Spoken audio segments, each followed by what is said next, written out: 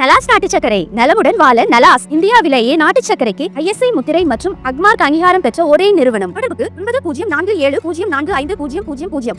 மசோதாக்களுக்கு ஒப்புதல் கொடுக்கும் செயல்முறையில் குடியரசுத் தலைவர் மற்றும் ஆளுநருக்கு கால நிர்ணயம் செய்வது குறித்த விவகாரம் தொடர்பாக உச்சநீதிமன்றத்தில் இன்று விசாரணை நடைபெற்றது. குடியரசுத் தலைவர் விளக்கம் கோரியதை தலைமை நீதிபதி BR கவாய் தலைமையிலான 5 நீதிபதிகள் கொண்ட அமர்வு வழக்காக எடுத்துக்கொண்டது. முதலில் இந்த மனு விசாரணைக்கு உகந்ததா இல்லையா என்பதை தீர்மானிக்க வேண்டும் என உச்சநீதிமன்றம் தெரிவித்தது. கேரள அரசு சார்பில் மூத்த வழக்கறிஞர் KK வேணுகோபால் ஆஜராகி வாதம் வைத்தார். மத்திய அரசு தாக்கல் செய்த மனு ஏற்புடையது அல்ல என்றும் இது விசாரணைக்குரியதாக கருதப்பட முடியாது என்றும் அவர் வலியுறுத்தினார். மேலும் தமிழ்நாடு அரசு தாக்கல் செய்த வழக்கு தொடர்பான 2023ஆம் ஆண்டின் தீர்ப்பு, 2024 பஞ்சாப் வழக்கின் தீர்ப்பு, அதேபோல சமீபத்திய தீர்ப்புகள் அனைத்திலும் அரசமைப்பு பிரிவு 200 மற்றும் 201 குறித்த தெளிவான விளக்கங்கள் வழங்கப்பட்டுள்ளதாக தெரிவித்தார்.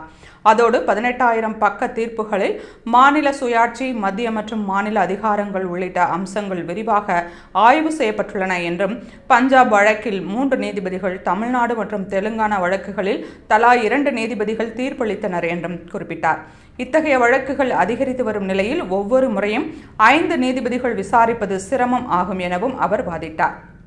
மேலும் காவிரி, குஜராத் சட்டப்பேரவை தொடர்பான வழக்குகளில் குடியரசுத் தலைவர் எழுப்பிய கேள்விகள் திருப்பி அனுப்பப்பட்ட முன் உதாரணங்களை சுட்டிக்காட்டி இந்த மனுவையும் திருப்பி அனுப்ப வேண்டும் என KK வேணுகோபால் வலியுறுத்தினார்.